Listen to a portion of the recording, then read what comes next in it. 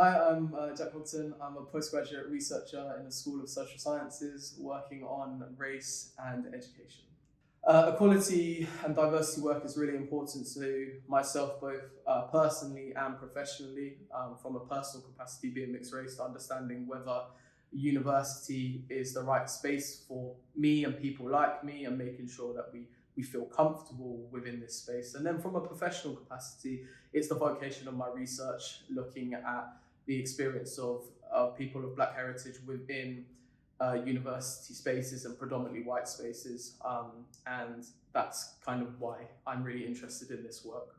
So recently, as I previously mentioned, my most recent research is looking at the experience of Black heritage academics and staff within predominantly white spaces, but educational spaces, particularly looking at Russell Group universities, or the Red Brick University that you call it in the United States, and looking at the environment and potential colonial legacies and colonial architecture that may impact someone's experience when they navigate that space. But most importantly, looking at how architecture has context and is linked to ideological backgrounds. So considering how historical uses of a space and how it's been changed to navigate educational spaces, now turned into an educational space, can impact the power dynamics that are felt by people who may come from marginalized groups or racially minoritized groups when they are navigating that space. Enacting change in EDI obviously is a really important personal thing. Across the university, I think I'd like to see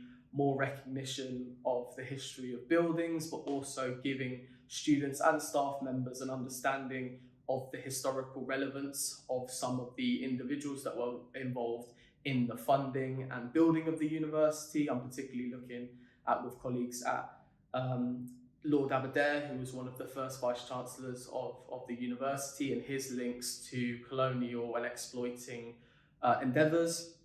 So I think that my understanding would be a better comprehensive understanding of the history and legacies of problematic individuals and how that might affect our current understandings of navigating university in a more diverse space.